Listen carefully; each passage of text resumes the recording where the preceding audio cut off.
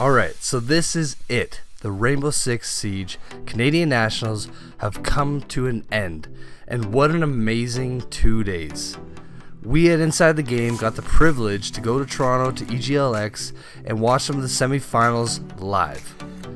We got a tour of the stage and the whole setup behind the scenes of everything. It really is incredible the amount of hard work and dedication that goes into these events. But all this to say, thanks again to Ubisoft for being the most accommodating and for giving us the chance to actually just go there. It was super amazing, and just thank you so much. But let's head into it because there's a lot to cover here. What an outstanding performance from all these teams, because we had quite the matchups. For the semifinals to start, we had Team Canada matching up against Thread the Needle.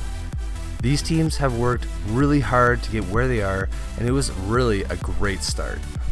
Team Canada is a known powerhouse, and with some of their true key players returning, one of my personal favorite Rainbow Six Siege players, Jarvis, they really showed why they are the reigning champs. Thread the Needle showed some real dedication, but they arrived at the event at 6 a.m. and were practicing to get ready before most people were even awake.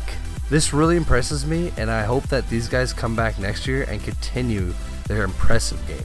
Heading into the matchup, we were on Clubhouse with Team Canada, and they really showed what they are capable of. They generally were on top of all of Thread the Needle's plays, and for most of the match, winning 2 to 3 rounds and giving up maybe one, and then continuing to the cycle, just wreaking havoc. And the havoc continued into map 2, which was Bank, because wow, Team Canada won 4 rounds in a row, only to give up 1 round and then crush them in a 7-1 victory. It was incredibly one-sided, all this to say. Although Thread the Needle did a great job, Team Canada have been the champions for the entirety of the Rainbow Six Siege Canadian Nationals, and with all these highlights, it really is reflected.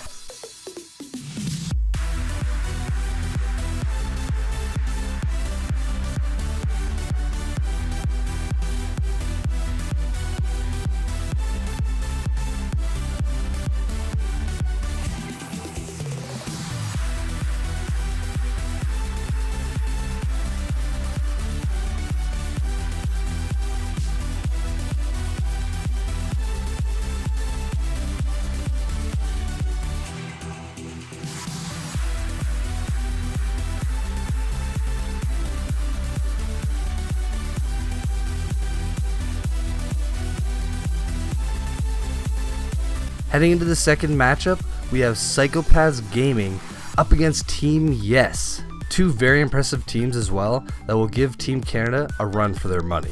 Psychopaths Gaming has really stepped up their game lately. They competed in a LAN event recently and they won, which obviously this is showing that they're truly a good team. And having experience with playing together like they do, having a coach and organization, it really does help with these kind of events. Because unlike Psychopaths Gaming, Team Yes really only has experience playing online without the infrastructure of a team like Psychopaths Gaming. But that to say, Team Yes did an outstanding job. They're a younger team of a lot of pure talent. They may be a bit of a disadvantage with some of these things I mentioned earlier, but heading into the match, Team Yes didn't need it.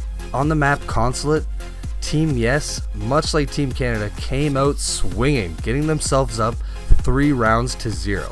But unlike Thread the Needle, Psychopaths Gaming came back winning 3 rounds.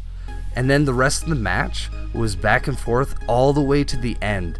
It was an upsetting victory for Team Yes, taking the first map 7-5.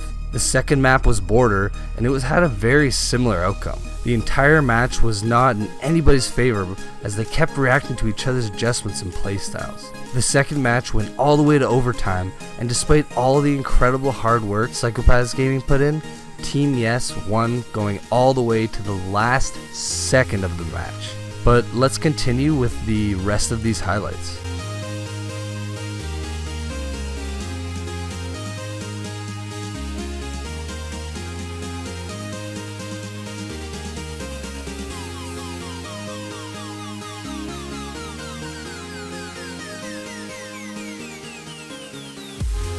It was upsetting for Psycho-Pass Gaming, but very exciting for Team Yes, as now we head into the grand finals with Team Canada up against Team Yes.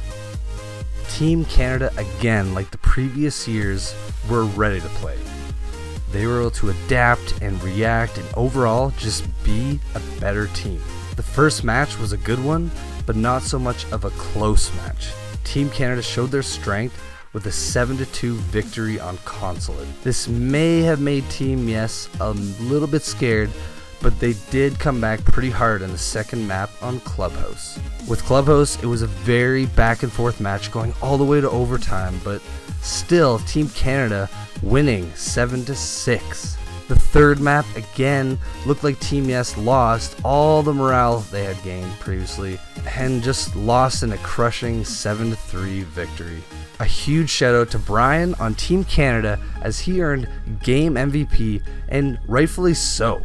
Him and all of Team Canada did an outstanding job, and I can't wait to see how much more Rainbow Six Canada Nationals League will grow, and I can't wait again till I get to cover some more of this league. It's such an honor and it's such a privilege to work with these guys and to see how this league's already grown, and let's just finish this off with the rest of the highlights.